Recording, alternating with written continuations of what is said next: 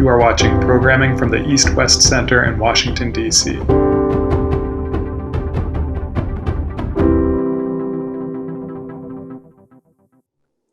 Hello, everyone. Welcome to the East-West Center, Washington. Good morning, good afternoon, and good evening, wherever you are. I'm Ellen Frost. I'm a senior advisor and fellow here at the East-West Center, Washington. I am standing in today for Dr. Satu Lemay, who had a family problem. Dr. Lemay is the vice president of East-West Center and director of the Washington office. What you're going to participate in today is part of the East-West Center's Indo-Pacific webinar series. It's also a book launch featuring Clyde Prestowitz and his new book, and we'll get to that in just a moment. The title of today's program is China and the Free World, Unhappy Marriage or Divorce. All of us nervously fiddling our wedding rings, I'm sure. His book is called The World Turned Upside Down, America, China, and the Struggle for Global Leadership. It looks like this, and it has been jumping up in the charts. It's extremely well written and full of personal anecdotes that bring the topic really to life. So I can heartily recommend it. The topic is China and the free world is very timely. This discussion is taking place with a lot of different things going on. Most recently, of course, President Biden's press conference following his meeting with Vladimir Putin. And Nancy Pelosi, quite separately from that, has tackled the inequality problem by setting up a new select committee on economic disparity and fairness and growth. At the end of the month, we have the Trade Promotion Authority renewal or not. And we have the 100th anniversary of the Chinese Communist Party, which is bound to be something of a splash. We also have a new report on semiconductors, which was a 100-day report commissioned by the Biden administration. And of course, the summit meetings with our allies, who seem now to be taking the challenge from China, I think, much more seriously. So I'll introduce Mr. Prestowitz in a moment. You all saw the participation requirements. That is if you have a question or comment, you can put it in anytime on the Q&A function at the bottom of your screen. This session will be recorded and is therefore on the record. So introducing Clyde Prestowitz with all of his achievements would take half the program. He is founder and president of the Economic Strategy Institute. As an East-West Center person, I'm happy to say that he studied Japanese in Honolulu at the East-West Center. Yes, absolutely. He has both business and government experience and is, of course, a frequent contributor to policy debates. Those of you who are as old as I am will remember that he took a very active part in the Japan debate of the 1980s. And his book was translated into Japanese, and the Japanese bought it and read it and took it very much to heart. So I will turn the program over to you, Clyde, to make the remarks, and then I will take off my moderator hat and put on the discussant hat, and then we'll open it up to everyone else. So over to you. Okay, well, thank you very much, Ellen. Great to be back with you. Let me say, just in regard to the East-West Center, that not only did I study Japanese at the East-West Center, but my first contact with China also came at the East-West Center, where I met this cute Chinese chick who became my wife, and we're still married. So it's been a happy marriage, a good marriage. Good. But in any case, in keeping with the marital theme of the talk, I feel as if the approach that the America and the free world have taken toward China over the past 40 years has been kind of initially dating. And I was part of the initial dating in 1982. The first U.S. trade mission to China took place. I was on that trade mission along with Secretary of Commerce Malcolm Baldrige. And what we saw, that was my first visit to China. What I and others saw was a really poor country. I mean, it was shockingly poor. There were no vehicles except bicycles in the streets. There were no stoplights in Beijing. No building was higher than 10 stories. It was really an eye-opening experience. And we brought with us a group of American businessmen, and the idea was that now that relations have been normalized between the two countries under President Carter, that let's try to do some business. And so we're very practical, nuts and bolts kind of discussions about how do we get permission to do this? How do we get housing for our people, and nuts and bolts kind of things. And that then launched a period from 1982 until 1989, in which China really liberalized both economically and politically. And China became a very, very interesting place for everybody, but particularly for American and other free world business people who saw lots of opportunities and who began to invest in China. But then we had an upset with the Tiananmen Square incident in June 3rd and 4th, 1989. And in retrospect, I think that was a very critical moment. It was a moment when the dating could have stopped, when then President George H.W. Bush could have taken a very tough line on China, but he chose not to. I'm not sure why exactly, but Bush seemed to have a vision of a future of close cooperation and greater liberalization for China.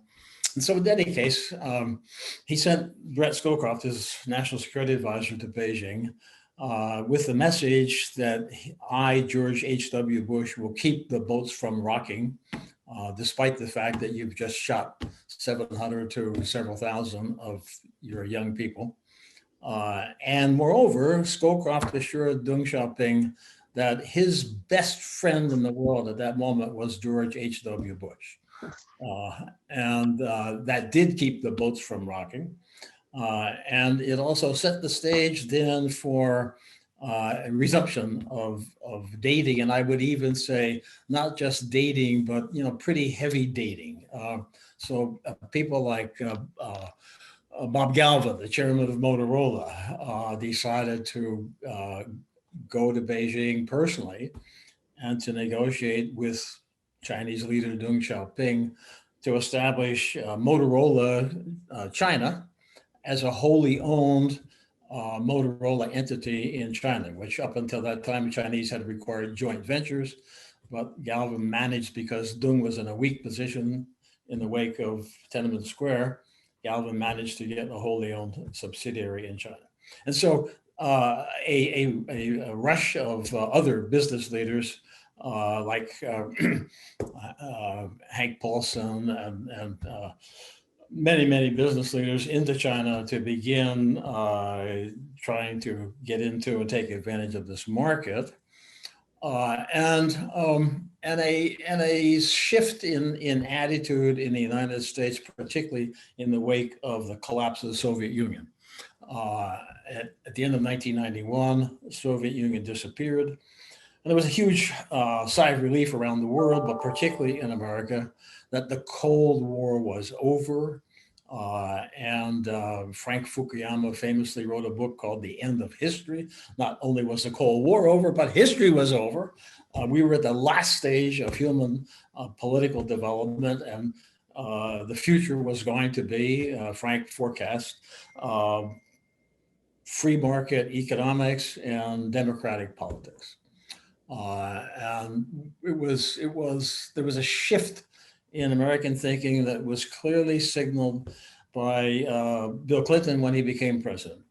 Clinton ran for president on a platform that called for no coddling of dictators from Baghdad to Beijing.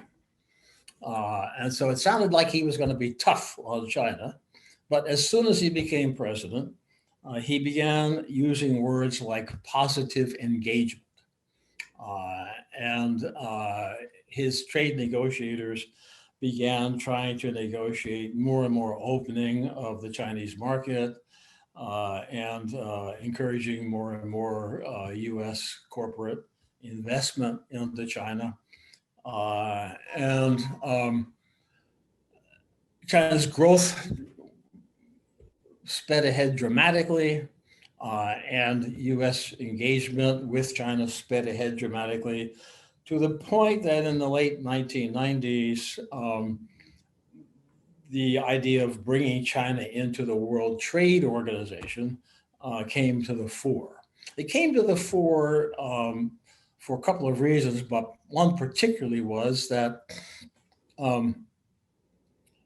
at that time in the 1990s, the United States extended to China so-called most favored nation treatment, or what now today is called, I forget what they call it now, but most favored nation treatment.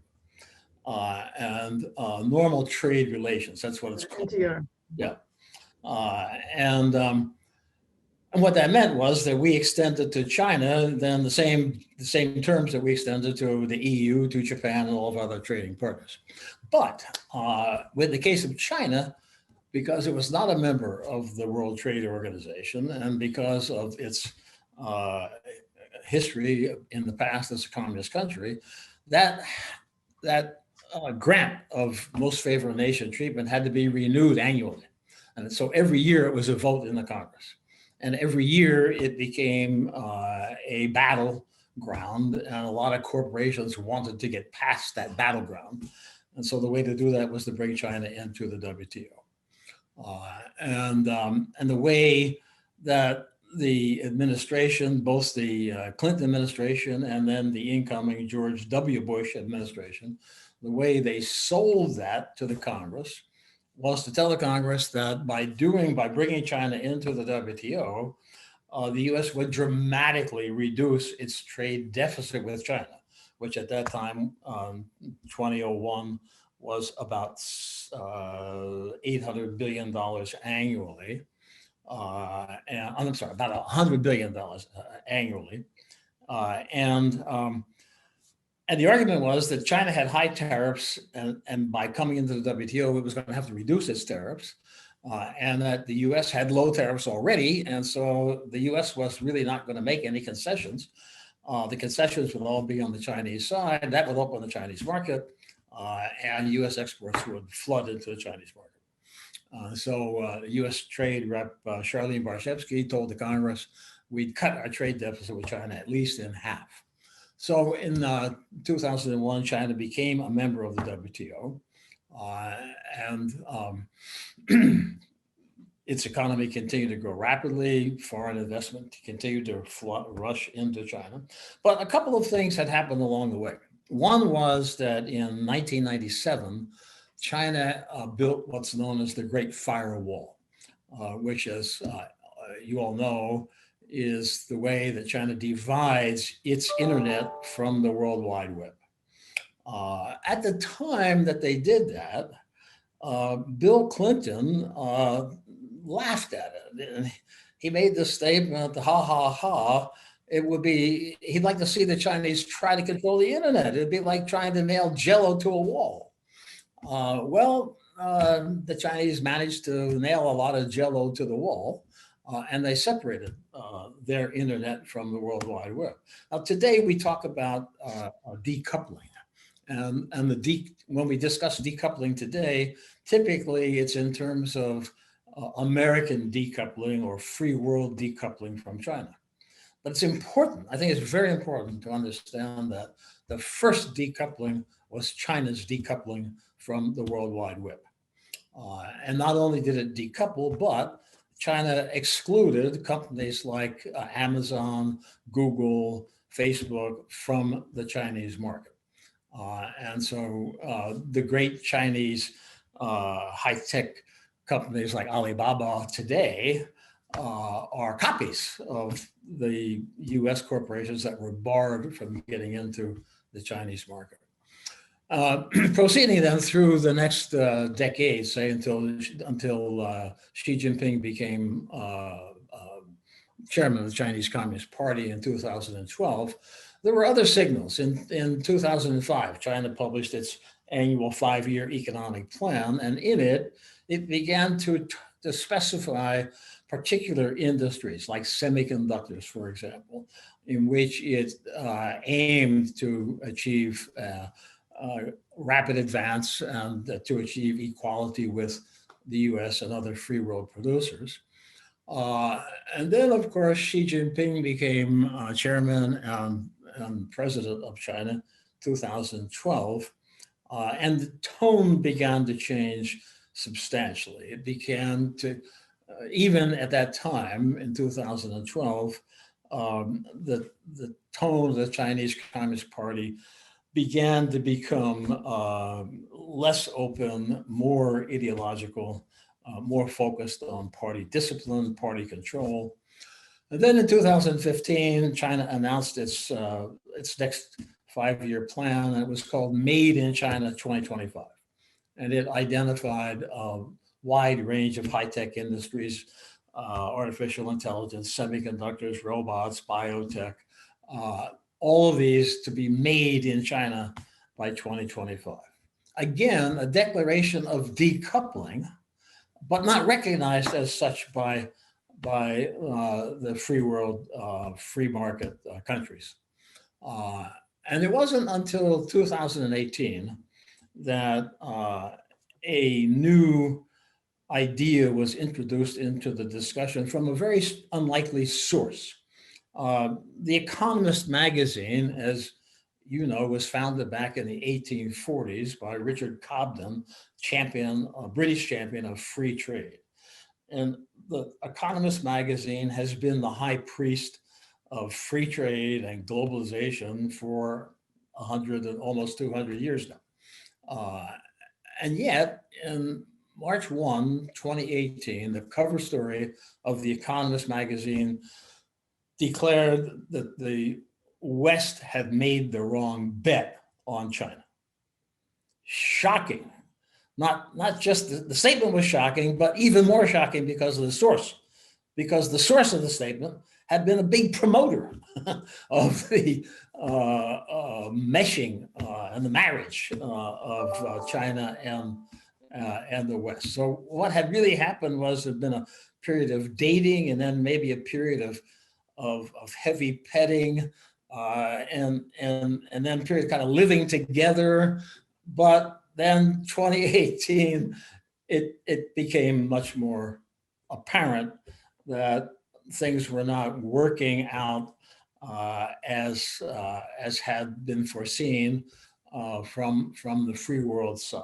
It was clear that China, Frank Fukuyama to the contrary notwithstanding, it was clear China was not becoming a democracy.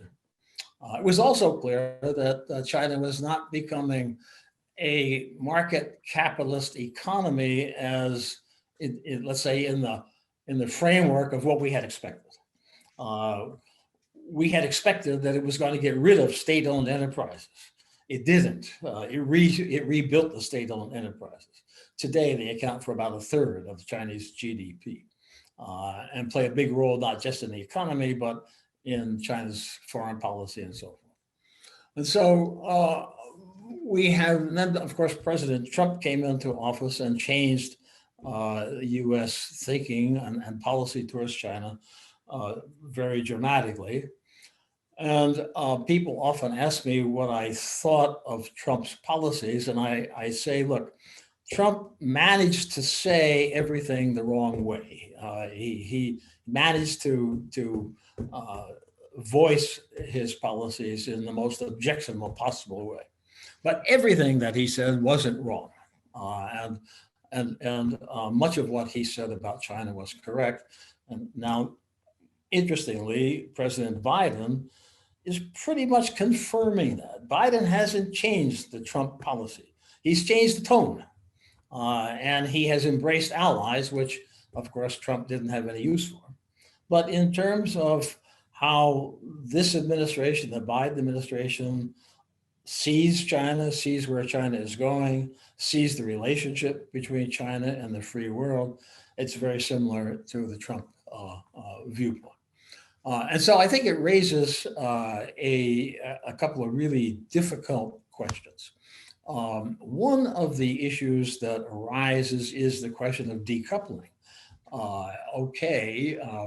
We're in a situation now in which it's clear that China is challenging the free world, and particularly the United States, pretty much across the board. It's challenging us in international organizations, it's challenging technologically, it's challenging militarily, but it's also clear that there is a huge free world investment in China and a huge free world business with China.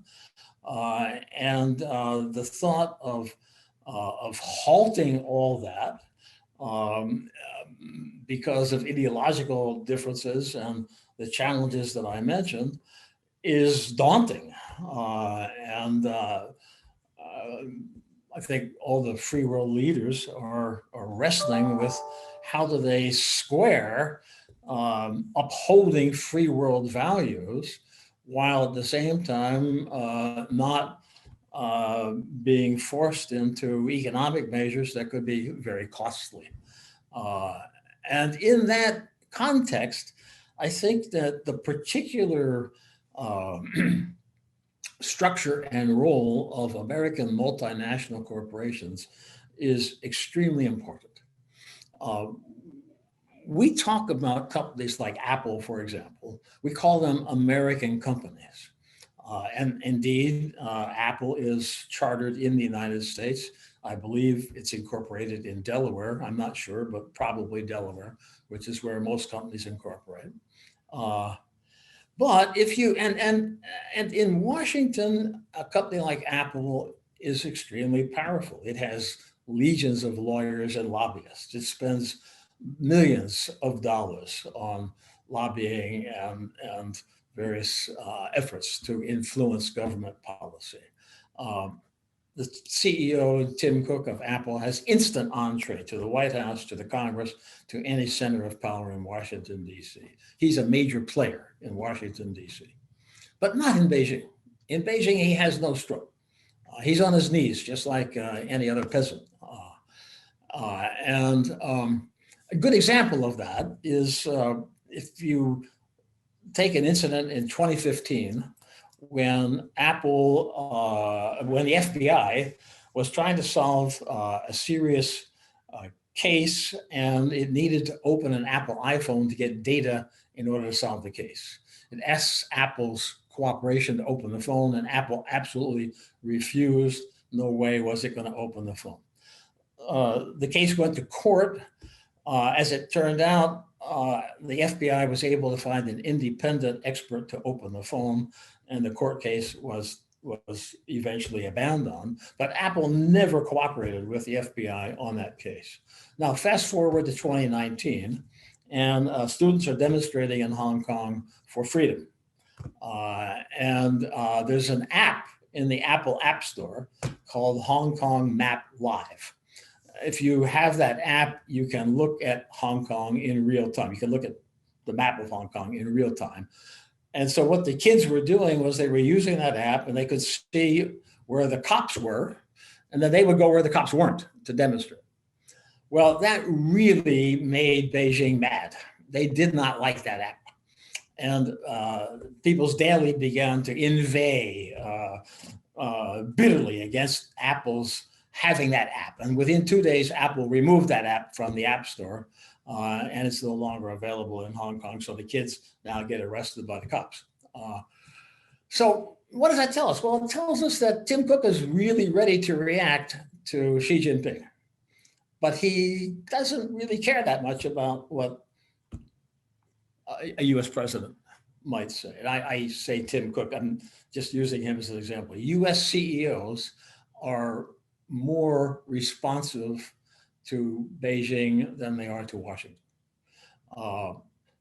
you know, Ellen, very well that many of these CEOs testify before Congress. When they testify before Congress, they testify as American citizens representing American companies. If they were foreign agents, if they were representing China, they would have to declare before they testify that they are a foreign agent. But they don't declare it because they don't think that being CEO of Apple is being a foreign agent. But de facto, it might be. And the US is unique in this regard. In no other country, in the EU or in Japan, no other country do CEOs and corporations have the kind of political power that American corporations and CEOs have. So I think how we deal with that is going to be a major, major issue going forward in our China policy. Then let me just make one more point, and that is we hear a lot in this discussion about choices. President Biden is in Europe now and has just met with EU leaders. And one of the points that came up in the EU discussion was that some EU countries are saying that they don't want to be forced to make a choice between supporting America and they're doing business with China. They want to be able to have it both ways, as everyone always does. But I think what's important to understand is that this is not really a choice between America and China. I don't think America should go to Germany or Japan or any other country and say, okay, you guys got to decide, you're going to be with us, or you're going to do business with China. That's not really what's at stake. The choice really is a fundamental one of values. Free world countries are based on the idea of human rights, based on the idea of rule of law, due process, free speech.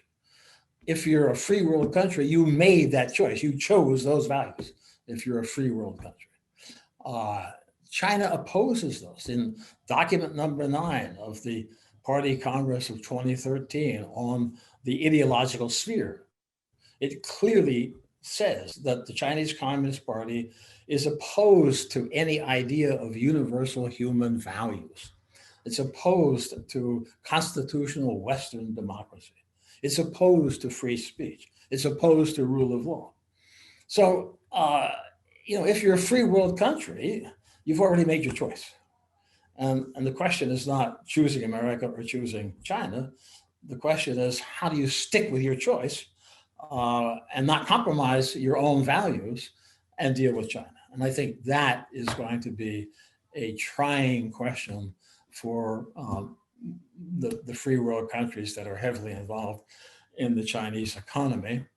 And it's going to be the base point of discussion for the next, I don't know how long, but for quite some time. So let me stop there and let's open up for questions. Oh, thanks very much, Clyde. When I was going over your book, I kept notes on all the things I wanted to raise, and it would be a list so long that it would keep us here for a week. So I'm only going to touch on some of the issues that arose in my mind. And by the way, I'm acting now as a discussant.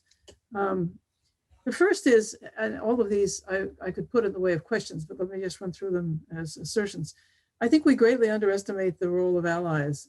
Everyone sort of scoffs at Europeans and others, but my sense is there's been a real change in our allies, especially, of course, those in the Indo-Pacific. I think Japan, in its quiet way, is conducting extremely impressive economic statecraft in Asia, investing a lot in Asia. When asked, the Southeast Asia poll takers report that when asked, just about everyone in Southeast Asia, when asked what country do you feel, what outside power do you feel would do the right thing, where you have most confidence that they would do the right thing, the answer is overwhelmingly Japan. Japan, of course, has cultivated that particular region for ever since shortly after the war. And I know that France and UK have sent some military forces to the Pacific, and yes, sure, it's in a fire a drill that doesn't count for much, but I think from a geopolitical point of view, I think it's very significant. So I do see some changes in the allies, and I welcome any comments on that. Yeah, no, I agree with that. I think President Biden has done a masterful job of really changing the atmosphere and changing the relationship with our old allies, and I think it's very important. Yeah, I do too, and I think it deserves a little more attention. The second comment I'd make is the big R, reciprocity. At one point in your book, you did almost playfully envisage a tit for tat scenario of all of the restrictions that Chinese put on our reporters and our students and this and that, and why don't we do the same thing? The alternative view is that we should do what we do best. We are an open society that continues to attract people, of course, with restrictions for security reasons that you've recommended, yes. But strict reciprocity in the US would probably run into legal issues. And then we'd have months and months of court cases. But it's a very popular idea that, tit for tat. And when we put restrictions and sanctions on China, over time, I would argue they have diminishing value. If we isolate ourselves more and more, yes, we're punishing China, but I don't know that it's going to achieve very much. And what do we lose in that process? I think that has to be asked. Another way of looking at what we do best as opposed to reciprocity is some military operations, not just freedom of navigation operations that we have, but some ones that create some ambiguity, some doubt in Chinese minds, typically gray zone activities. They use their Coast Guard, their heavily fortified Coast Guard vessels, and even fishermen have high-tech equipment on board. Well, why can't we do a little bit of that? I may not be serious about it, but I'm looking for things that we can do that reflect our particular strengths, and certainly on the military side, that's one area. Third, I'd like to say something about trade and manufacturing. You've said that manufacturing is the greatest wealth producer of all time. And I have a couple of observations. I did spend 10 years in the private sector myself, working first for Westinghouse and then for what was then United Technologies.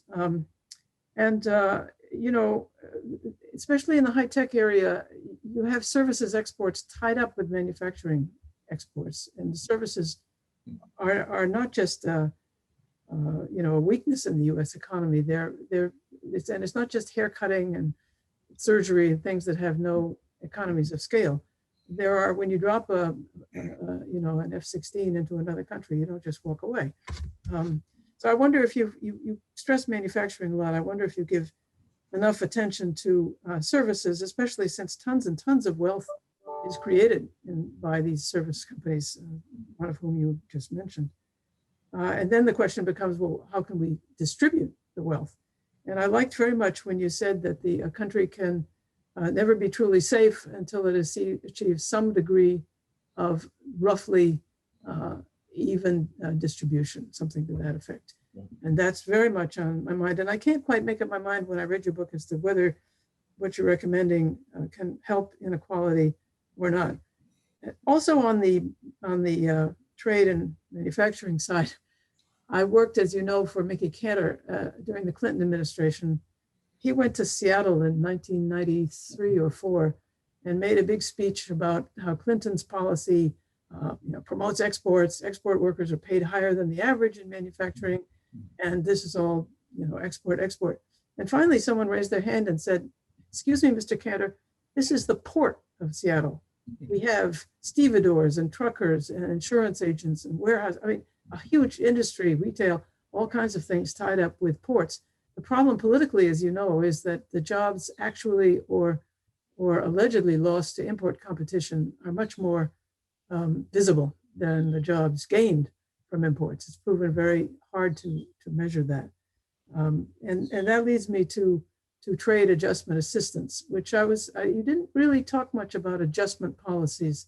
The trade adjustment assistance weakness, it seems to me, the unions call it burial insurance, is that you have to prove that it was trade that caused the loss of your job rather than, say, a base closing or an earthquake or a virus for that matter. And so lots and lots of time are spent proving or disproving causality, when in fact, adjustment policy recommendations have been around for a long, long time. Bob Lighton, for example, Bob Reich, they were talking about wage insurance, portability of pensions, lifelong education opportunities, and so on. And even when I looked at the AFL-CIO's agenda today, there was certainly a forward-looking view, more than there has been when I last visited the site, a forward-looking view about getting workers ready for this new era. So I wonder if you'd expand on your thinking of that a little bit. I thought I detected a bias against big companies and fat cat consumers. I worked for these companies, and you know as well as I do that divisions are little fiefdoms. They don't like interference from headquarters. And big companies do employ thousands and thousands of people in this country as well as abroad. So I wonder if imports and big companies couldn't be something you'd comment on. Fourth, there's been a proliferation of trade agreements. We're talking bilateral agreements, sub-regional agreements, regional agreements like RCEP, CPTPP, and so on. And there is sort of a fragmentation of the global trading system. We've been more or less left out, not that we were ever in RCEP, that was ASEAN's baby, but the CPTPP, of course, we're not in that. I wonder if not being in these agreements, how you would assess the harm that not being there inflicts on us. I noticed that the chairman and ranking minority member of Senate Finance Committee, of all people, put out an article supporting the U.S. rejoining CPTPP. The conventional wisdom, of course, is that no trade legislation will be submitted to the Hill for at least 6 months, more likely a year or even 2 years. And I wonder what you thought about all of that. Is that okay? Yeah, that sounds good. All right, Okay, fingers crossed. I'm sorry I was on the very last comment I wanted to make about the Department of Competitiveness, and Right. the saying that you know what would happen, that people would fight for their budgets and their slots, and it would sort of imply that other agencies didn't have to worry about competitiveness. I'd rather see a message like that diffused, the way Biden is asking every single agency in the cabinet to pay attention to the middle class. That's sort of what I would rather have, and some reasonable adjustment policies. There's a comment you made about the states and how they can attract investment, the U.S. states, the way the Chinese do. You may know that Gary Huffbauer has written a lot about that, and it seemed to him like a race to the bottom, and we shouldn't be, states shouldn't be undercutting each other. So that's really the final comment that I have. So that I'll put on my, back on my my moderator and give you some questions here. Okay, so let me start with reciprocity. Yeah, I don't think that it's possible for us to engage in strict reciprocity with China. We don't have we just don't, we're a much too open society. If we really try to imitate China, we just don't have the means to do it, even if we wanted to, and we shouldn't want to. On the other hand, I think that we need to be much more aware of the fact that China does exercise a high degree, a degree of surveillance and control and oversight of its citizens and its companies and its officials that is unimaginable for American people. And I think we need to be much more aware of how that works and more careful. And so, the issue often comes up about students. Should we welcome Chinese students or bar Chinese students? And my own view is that we should welcome Chinese students, but not all Chinese students. Hi, Ellen, can you hear me? Yes, I can. Hooray, hooray. Okay, Before we were so rudely interrupted, you were talking about Chinese students and how we don't want to receive. Yeah, so I mean, we're talking about reciprocity. I feel that we probably need to be more reciprocal than we have been, but we can't be fully reciprocal with China. And I think that we shouldn't focus a lot of attention on that, because putting, the students and that kind of thing aside, let's think about trade. Mm-hmm. Strict reciprocal treatment of China in trade would not really solve our problem. Mm-hmm. And so I think what we need to focus on is how do we achieve the capability to be the leader in key industries and technologies, and not excessively dependent upon China. Anytime a country becomes highly dependent on China, it becomes subject to coercion by China. You only have to look at Australia today to understand that. And so to avoid being coerced by China, you have to be relatively independent. You have to have a good degree of independence from China. Doesn't mean you have to be totally decoupled, but if you're in a situation like Australia, you're very vulnerable. And for the United States, that is not an acceptable position.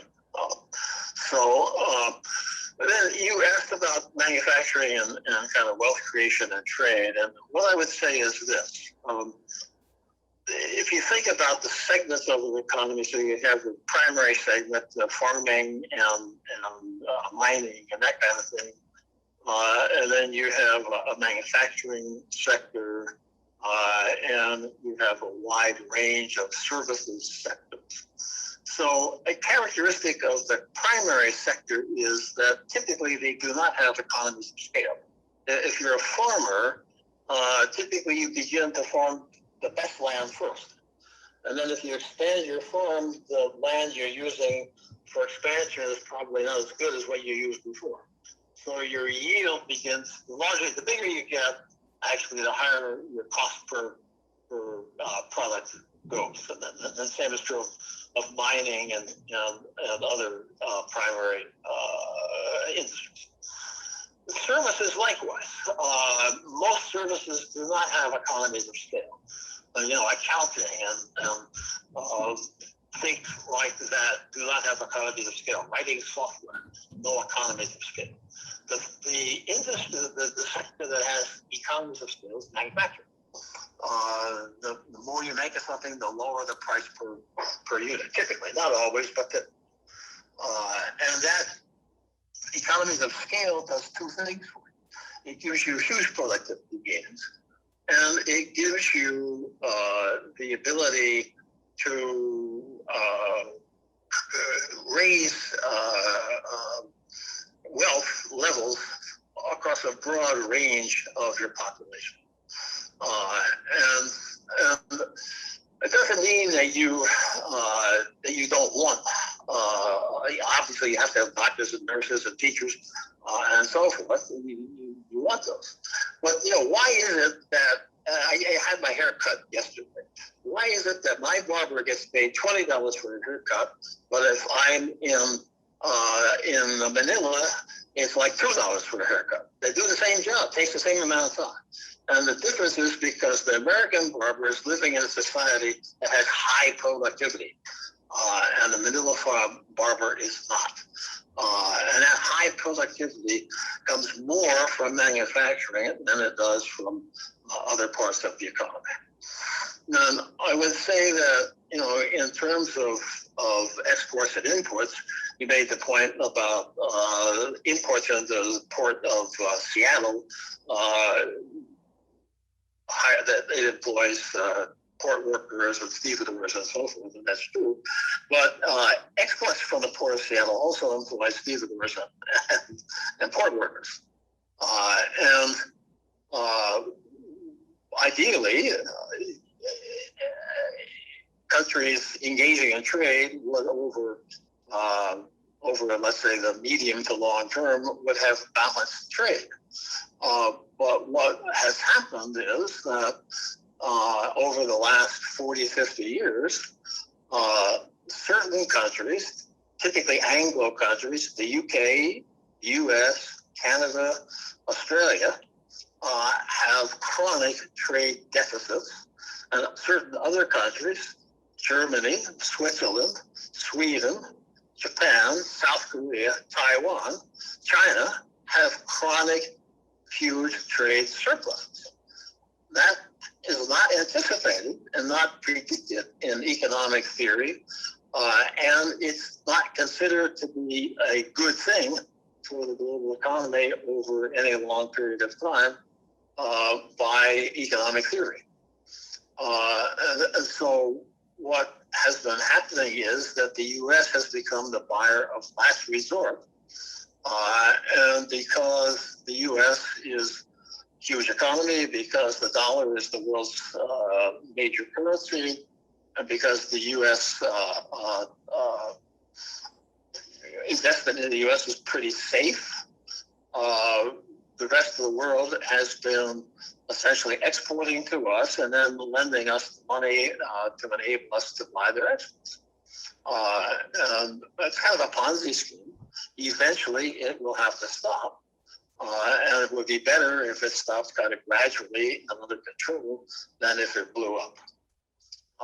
So I think, but I think that there's another element here that is in a way more important than the trade stuff, and that is that when we do the trade analysis, we typically look at the cost of imports and the prices of exports. And if we're getting an import that's relatively inexpensive, we say, and it's great. We can buy socks made in Bangladesh for a lot less money than we can buy socks made in America. And so it's good for consumers. And there's truth in that. But it's also the case that you don't want American workers to be paid the same wages as Bangladesh workers. And so there has to be then in America some kind of activity that is higher productivity and that justifies higher wages for the stock workers who lost their jobs. They have to go find other jobs that pay them higher wages so they can stay in the game. And what has been happening in the U.S. is that we have displaced a lot of relatively high-paying manufacturing jobs, but we haven't pushed those people into other high-paying jobs. They go from an auto factory where they make $25, $30 an hour to Walmart where they make maybe $12 an hour. And that tendency has been deleterious, and we've seen it impact on our politics, and it's something that we need to address. And again, it's not something that we need to address primarily through trade measures. We need to address it primarily through domestic measures. And by domestic measures, I'm thinking about what President Biden has just proposed as part of his infrastructure program, where he's funneling about $50 billion into the semiconductor industry. Now, you know that 20, 30 years ago, that would have been considered totally unacceptable. That would have been industrial policy. Terrible thing. But he's doing it. And he's doing it because, in fact, that's what other countries do. That's how South Korea got rich. That's how Japan got rich. That's how Taiwan got rich. That's how we got rich back in the 19th and early 20th century. So I think that the key for the United States is to go back to the strategies, the policies that made us rich in the first place, and focus on making ourselves better. And of course, we have to deal with China in a way that is fair to our industries. But on the one hand, I don't think we have to go to war with China. On the other hand, I think that we have to be firm in understanding that Chinese industry is often indirectly subsidized. Markets are often indirectly closed. And we're not going to solve that through the WTO. And so we have to take whatever measures we need to take to assure the viability of our own industries. I remember the debate about industrial policy, which was such a no-no. And I used to say, well, we have a defense industrial policy and an agricultural industrial policy. Why can't we have an industrial policy? And then I would remind people that it was the Defense Department that funded the titanium industry.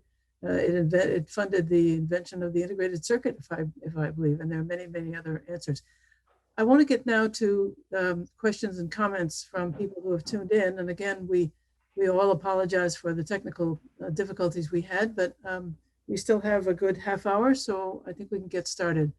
The first question is anonymous. Can you speak to the connection between increasingly hawkish American political rhetoric against the CCP and the massive rise in hate crimes against Chinese and Asian Americans? Is rhetoric with this tone, which accelerated under Trump and has been largely maintained under Biden, responsible given the potential harm to Asian Americans? Well, there's a thumbs up, which means someone else. That's an important question, and I have a particular perspective on it. My wife is Chinese. Mm-hmm. My older son is an adopted boy. He's Filipino. My younger son is adopted. He's Japanese. My daughter is half Chinese and half Caucasian. So I live in a multicultural, multi-ethnic family. And on the one hand, I have been concerned by an apparent increase in harassment or attacks on Asian Americans. On the other hand, I have been uneasy about how some of the reporting is done. Let me use an example. You remember a few weeks or so ago, some Asian women were shot in Atlanta. Mm-hmm. In a massage parlors. That was presented to the public as a case of anti-Asian activity. Well, I dug into that a little bit. I did some research. For sure, the guy who shot them was really a mentally incapacitated person. He had a lot of personal problems. But the women weren't shot because they were Asian. If they had been black or yellow or white, they would have been shot. It didn't have anything to do with their Asianness. And I'm concerned on the one hand that we need to be careful in public rhetoric about how we name things. So Trump tried to call it the Chinese virus. Well, in a way, we call it the Spanish virus. We call it the West Nile fever. And so you could argue, well, why can't you call it the Chinese virus? But it was not, Trump was obviously trying to pin it on China. And I'm glad that we're calling it COVID instead of the Chinese virus. We need to moderate and be careful about how we use language and how we react to situations in which there are racial questions. On the other hand, I'm very concerned in the United States that everything is looked at through the lens of identity groups. It's black, or it's Asian, or it's Hispanic, or it's Pacific Islander. And I wonder sometimes, where are the Americans? Are there any Americans? So I think we have to take a careful but balanced look at that. So it's different than from attacks on Muslims, do you think? Well, again, I guess, we talk a lot about, one thing that comes up a lot is the question of anti-Semitism. Mm-hmm. And And just as the newspapers have recently, in the last year, been reporting a rise in anti-Asian actions, there also has been reported a huge rise in anti-Semitic actions.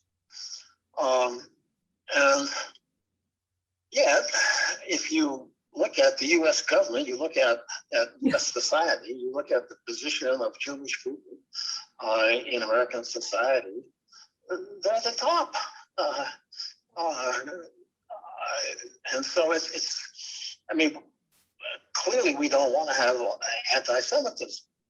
But on the other hand, I think we have to balance how we are perceiving statements. And I mean, hey, you know, I can get on an airplane and jokingly I can say to my kids, well, you guys got to sit in the back. Now, they know I'm not putting them down because we don't have a racist, you know, our family's not racist. Right. And I think that, you know, it's possible to get kind of too precious sometimes over the use of language. Sounds like it. I have lived around the world. I have lived in Europe, Latin America, I've lived in Asia. And I would say that the U.S. society is the most open that I have lived in.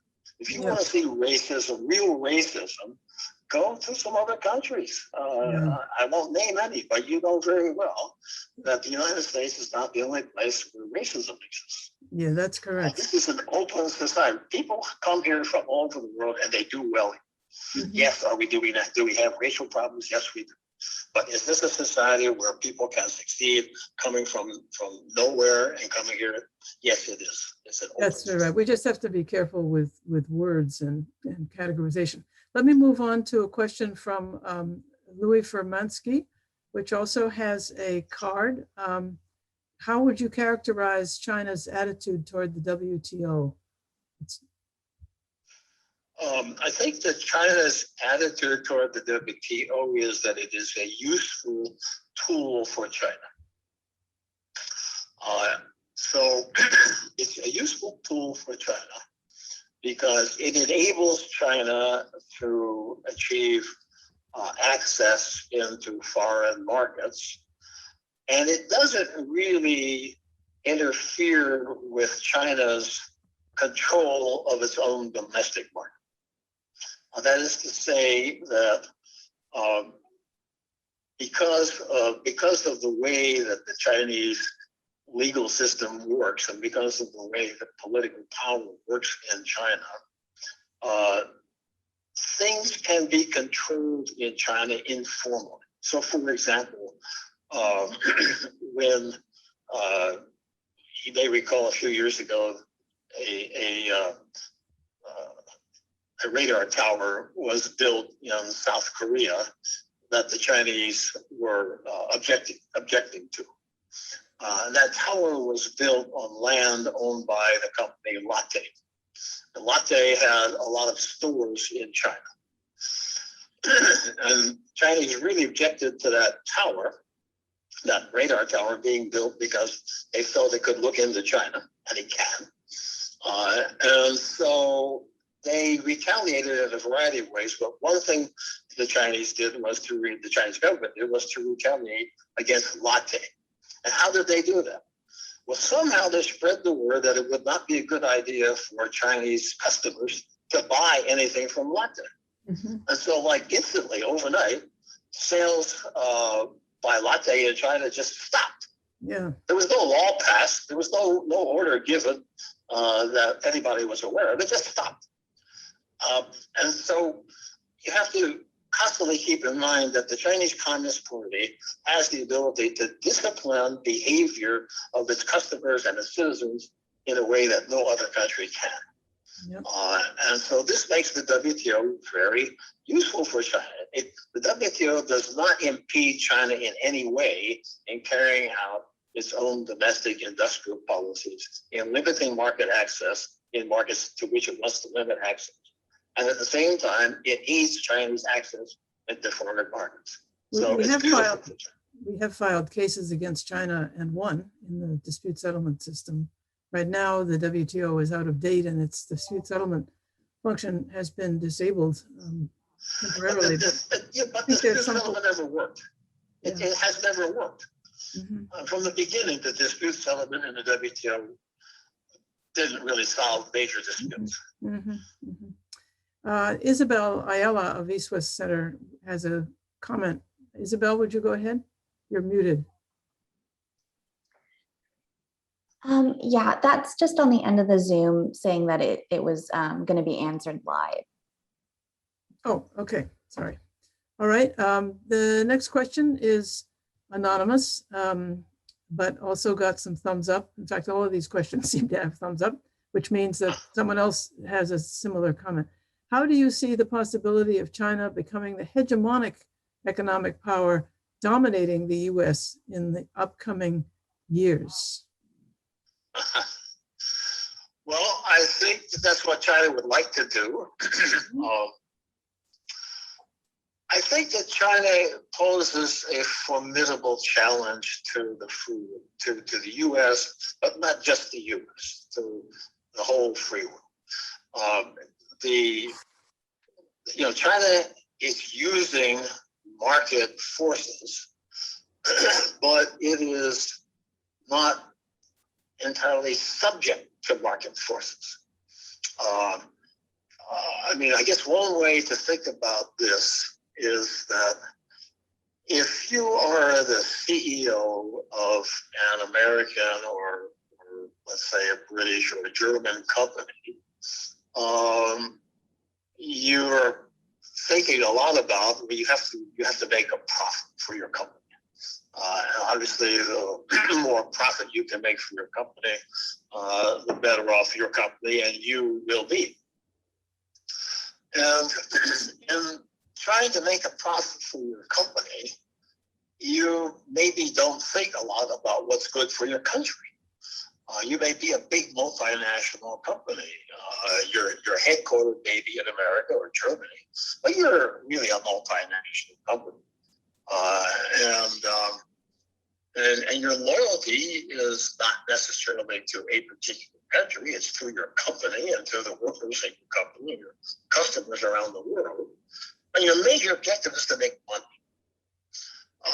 And particularly if you look at American companies, because of the power, the political power that American companies have in Washington, you can see that American companies, American CEOs have the ability to actually influence and write the laws or the regulations in such a way as to increase their ability to make money, perhaps at the expense of the American public, perhaps at the expense of the American taxpayer. They have that power. Now, if I look at a Chinese company, I look at a company like Alibaba with Jack Ma as the founder and the great head of it. Nobody has seen Jack Ma for the last several months. He's flying very low. Why is that? Because the Chinese Communist Party cracked down on Jack Ma and Alibaba. And they cracked down on him in a way that the U.S. government cannot crack down on the U.S. government. And so, in a funny, interesting way, one could make the argument that Chinese capitalism is in a way, a more, let's say, publicly oriented, equality oriented kind of capitalism than American capitalism. And so I think that the ability of Chinese government and industry to work closely together in support of each other, but also in a way that takes into consideration the good, or let's say the equality of the society, the long-term interest of the country, is better than the American system right now. And I think one thing the U.S. has to do is to find a way to respond to that, so that we don't have. We know that the top 1% of our income earners in America are much richer than the bottom 50%. That's not healthy. And we need to find a way to overcome that. Absolutely. The next question is also anonymous. Do you think the G7's Build Back Better initiative, B3W, I guess, excuse me, if it is actually realized, offers any real challenge to China's Belt and Road infrastructure programs? Are there practical reasons for nations in Africa and elsewhere to choose the G7 initiative over China? Right. So I don't think that the G7 the proposed G7 program is going to be nearly as big as the Chinese program. But I do think that it can be useful in particular areas. And I think also that the G7 and let's say the free world ought to be thinking more broadly in their definition of infrastructure. So what I mean is that the Chinese Belt and Road program has focused a lot on railroads, the building of railroads and ports and roads. And I think that if I were running the G7 program, instead of trying to build more ports and bridges than the Chinese, what I would try to do right now at this moment is to flood the developing world with COVID vaccine. Mm-hmm. The developing world actually needs the vaccine and healthcare more than it needs roads and ports and bridges. And so I think that there's some strategic thinking that needs to be done here. I'd like to weigh in on that. The Trump administration came up with the elimination of OPIC and folding it into various state programs to create an international finance corporation, which for the first time, right, I think would enable the US government to have an equity ownership in a major infrastructure projects. I mean, I remember Senator Hubert Humphrey pushing passionately promoting appropriate technologies, which precluded USAID support for big infrastructures, but yes, it would fund the farmer, but it would not fund the road to get the farmer's product to market. And the big, right, exactly, yeah. The big weakness, it seems to me, with this BUILD initiative, as it was called in the Trump period, the big weakness is that even with that kind of incentive, companies looked at the massive infrastructure needs, heavy infrastructure needs of Asia, and said, the risk is too great, the timing is too long, there's a lot of corruption, we're not going to do it. So I've right, wondered what it would take to get the US private companies to invest in the types of projects that the Belt and Road is covering. Because let's face it, these countries do need infrastructure. Yes, I'd go for the vaccine first, but they really do need modern ports. And if you have a modern port, you need a feeder road, you need an airstrip, you need a lot of things that go along with it, and you have sort of a field of dreams opportunity, arguably. And if you look at the history of that kind of global infrastructure building, if you go back 30, 40 years, companies like Bechtel, for example, were major players. Mm-hmm. Big American construction companies, engineering companies were major players. Exactly. You hardly see their names anymore. Why is that? The reason is because government money. Other governments have put money into those kinds, like the Chinese and the Japanese, have put money into that kind of infrastructure. The U.S. government has not. We need, I think we're beginning to rethink that. And I think that, let me take an example, the Philippines. Philippines is a small economy. $100 billion in the Philippines would have a huge impact. The Pentagon spills that much in the morning at breakfast. putting for the United States, put $100 billion worth of infrastructure in the Philippines would be peanuts for the U.S., huge for the Philippines. And where is the Philippines? It's right across the ocean from Taiwan. It's right in the South China Sea. It's central to U.S. strategy in Southeast Asia. Mm-hmm. We ought to do something like that. Doesn't mean we have to do a Belt and Road like China's doing all over the world, but for certain strategic areas, we can certainly do it, and we should. We still have time for you who are listening to this to submit a comment or a question through Q&A. And while I'm waiting for you to step up to that, I'll continue the discussion.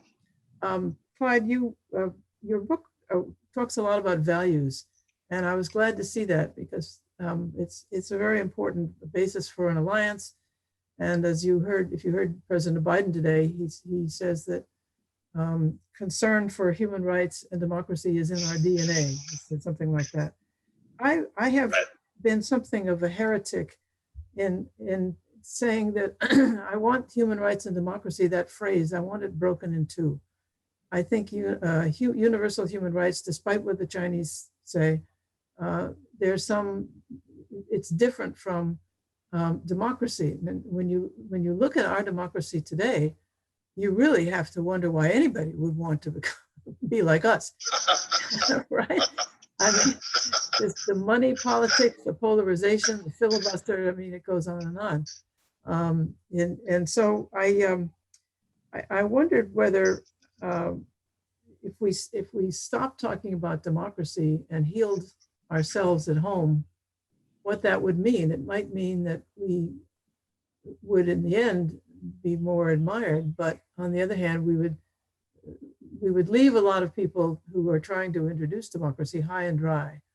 So I don't quite know what to do with that problem, except coming back to the heal thyself, physician, heal thyself. Well, I think that we shouldn't meld or confuse things together too much. So, I mean, I think, for example, the right to a trial by jury. Of course, I'd rather be wealthy and in good economic shape, but that simple right to trial by jury, that is really critical. Whether you're poor or rich, it's really critical. And I mean, we're talking about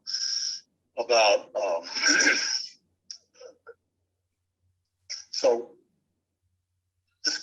one of the Canadians that the Chinese picked up off the street, threw in jail in the case of the retaliation for the Huawei arrest in Canada, is a friend of mine. The Chinese just picked them up on the street, threw them in jail. Well, that can't happen in the UK. That can't happen in Canada. That can't happen in the US. And it's important that not be able to happen. And yeah, I mean, of course, you're right. We definitely, there's a lot of things wrong with our democracy. A lot of things that we really need to fix. But I don't think we need to apologize for asserting the values of rule of law, freedom of speech, universal human rights. I think those are fundamental values, and that we ought to support them regardless. And obviously, we need to do a better job on our economics and our equality. But that's separate from whether or not you're for democracy. It helps a lot that we're being more modest and humble. The Vice President Harris has just openly said, we have these problems. We have racism. We have violence. Right. Instead of just pointing fingers. There's an anecdote I like that concerns high-level human rights dialogue.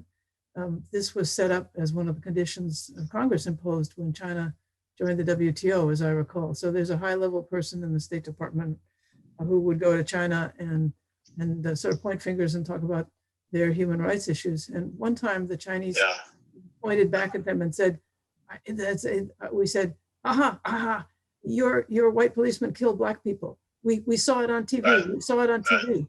And the American just Right. smiled and said, exactly. Right. You saw it on Yeah. TV. You waited for that to sink in. In China, 15 seconds and it's gone, right? So I do think people have a sort of universal sense of fairness. We have just a few minutes left and I don't see any new Q&As. So Clyde, do you want to make any final comments, things you'd like to add? Well, I just want to thank you, Ellen, and thank East West Center for doing this. I'm pretty sorry that my internet has deserted me, and I'll have to get that fixed with me. But I've enjoyed talking to all of you. One last word I guess I'd like to leave is that I think it's important to understand that this relationship between the U.S. and between the free world and China is a fundamental difference of values. And I don't think that we can deal with China and we can do certain things with China, but I think that we have to always understand that at the end of the day, what Chinese Communist Party is driving toward is not the same thing that the free world is driving toward. And so I think it's important that the free world not become too dependent upon China, because if it does, it will lose some of its freedom. Yes. That's simple. Yes, that's completely right. Your book made it very clear that we cannot change China. And that comment in the book drove me to look up a book by the historian Jonathan Spence, published back in 1980, called To Change China. And it was a history of missionaries and doctors and engineers, all of whom went to China thinking that they could change China. China will change, just as Japan has changed, but it has to be done from the inside by people themselves. Absolutely. And you made that point, I think, very, very clear. So I will end with a quick advertisement here. We have 4 more upcoming webinars. June 23rd, Distant Comrades, North Korea and Vietnam. July 14th, Comrades in Arms, North Korea and Syria. August 4th, Exporting Revolutionary Discipline. And August 25th, A Monumental Relationship, North Korea and Southern Africa. Now, how's that for a nice menu? You can also, you in the audience can also tune in to do what's going on using the website, eastwestcenter.org. And we hope to see you all, or at least know that you're out there in our future programs. And Clyde, thank you so much for your patience and perseverance, and especially for all of the insights you shared. So I hope that everyone goes out and buys the book. So with that, I think we'll adjourn the meeting. And thank you all for listening. Thanks so much, Alice. Thank you. Bye.